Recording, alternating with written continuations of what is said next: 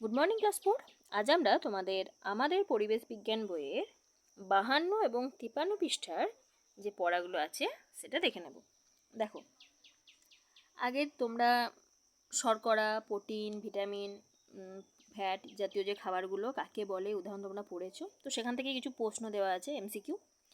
সুষম খাদ্যের কয় রকম উপাদান থাকে? আমরা জানি সুষম খাদ্যের 6 রকমের উপাদান থাকে। 6 রকমের উপাদানের নাম তোমরা জানো, আর একবার ভালো করে পড়ে নেবে। তেল জাতীয় একটি খাদ্য কোনটা? তেল জাতীয় খাদ্য বাদাম, ছোলা, মটর। কোনটাতে তেল থাকে? বাদামে তেল থাকে। ভালো ভিটামিন পাওয়া যায়, ভালো ভিটামিন ঘি, সবজি না মাংস থেকে?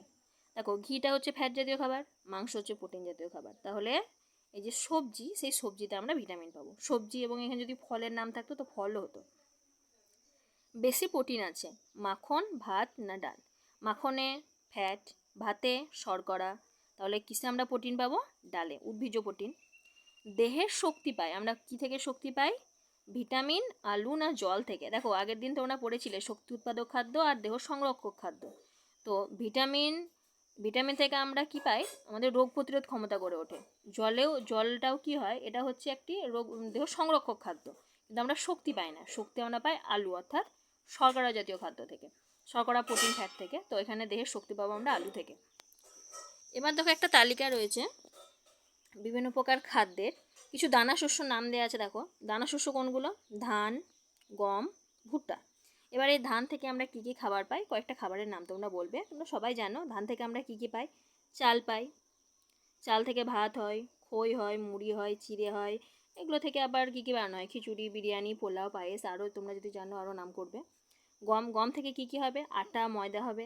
সেখান থেকে রুটি, লুচি, পরোটা, সিঙ্গাড়া এগুলো তৈরি হয়, চাউমিন, ম্যাগি। ভুট্টা থেকে কি হয়? ভুট্টা পুড়িয়ে খাওয়া হয়, সিদ্ধ করে খাওয়া হয়, ভুট্টার খই ভাজা হয়, এগুলো।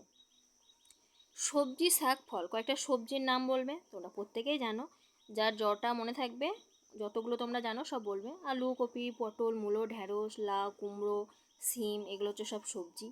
কয়েকটা শাকের নাম বলবে, যেমন পালং শাক, পুঁই শাক, লাউ শাক, কুমড়ো শাক, কলমি শাক, শুশুনি শাক, এইগুলো। ফলও দেখো, আম, জাম, কাঁঠাল, লিচু, শসা, কলা, আপেল, আর অনেক ফল আছে, ফলের নাম। এবার যেটা ইম্পর্টেন্ট একটু ভালো করে দেখবে, সেটা হচ্ছে প্রোটিন খাদ্য। আগে পড়েছো, প্রোটিন খাদ্যকে আমরা জানি দুটি ভাগে ভাগ করা যায়, উদ্ভিজ্জ প্রোটিন আর প্রাণীজ প্রোটিন। যে সমস্ত প্রোটিন খাদ্যের উৎসগুলো উদ্ভিদ থেকে পাওয়া যায় সেটা উদ্ভিজ্জ প্রোটিন। কোনগুলো? সয়াবিন, ডাল, এগুলো। আর যেগুলো প্রাণীজ প্রোটিন, আমরা যেগুলো প্রাণী থেকে পাই, যেমন দুধ, ছানা, মাখন, ঘি, এইগুলো। বেশ, এখানে দেখো ঘিটা আছে, কিন্তু তোমরা ঘিটাকে প্রোটিনে বলবে না, ঘিটাকে তোমরা ফ্যাটেই বলবে। প্রাণীজ প্রোটিন যদি বলা হয় তাহলে মাছ বলবে, মাংস বলবে। মেনলি দুটো মনে রাখবে, উদ্ভিজ্জ প্রোটিন বললে ডাল, সয়াবিন বলবে, প্রাণীজ প্রোটিন বললে মাছ, মাংস, ডিম, এইগুলো বলবে। আর ঘি, মাখন, এই যে দুটো যে ঘি, মাখন, এগুলোকে ফ্যাটে বলবে। এবার আমরা ফ্যাট জাতীয় খাবার কিছু দেখব। উদ্ভিজ্জ উৎস, যেগুলো থেকে উদ্ভিদ থেকে পাওয়া যায়, যেমন বাদাম, সর্ষে, সূর্যমুখী, যেটা নারকেল, এগুলো যেগুলো থেকে তেল তৈরি হয়, সয়াবিনের তেল, এগুলো হচ্ছে উদ্ভিজ্জ উৎস। আর প্রাণীজ উৎস কী কী? যেটা বললাম, ঘি, মাখন, এগুলোকে বলবে তৈল জাতীয় উৎস, যেটা সেটা প্রাণীজ থেকে পাওয়া যায়। এখানে ঘি, মাখন বলবে, ঘি, মাখন চলবে, এগুলো। এবার দেখো, উদ্ভিদদের উপকারিতা। এইগুলো বড় বড় সংজ্ঞা তোমরা পড়েছো, আমি একবার বলে দিচ্ছি। তোমরা আগে যে সংজ্ঞাগুলো পড়েছিলে সেখান থেকে বলবে যে তৃণভোজী প্রাণী কাকে বলে, মাংসাশী প্রাণী কাকে বলে, সর্বভূ কাকে বলে। আমরা জানি যে যে সকল প্রাণী, তৃণভোজী প্রাণীরা শুধু উদ্ভিদের খাদ্য হিসেবে খায়, এরকম করে বলবে না। যে তৃণভোজী প্রাণী কাকে বলে না, যেসব প্রাণী বা যে সকল প্রাণী খাদ্য হিসেবে শুধুমাত্র উদ্ভিদকেই গ্রহণ করে তাকে বলা হয় তৃণভোজী প্রাণী। কয়েকটা উদাহরণ দেবে, যেমন গরু, মহিষ, ছাগল ইত্যাদি।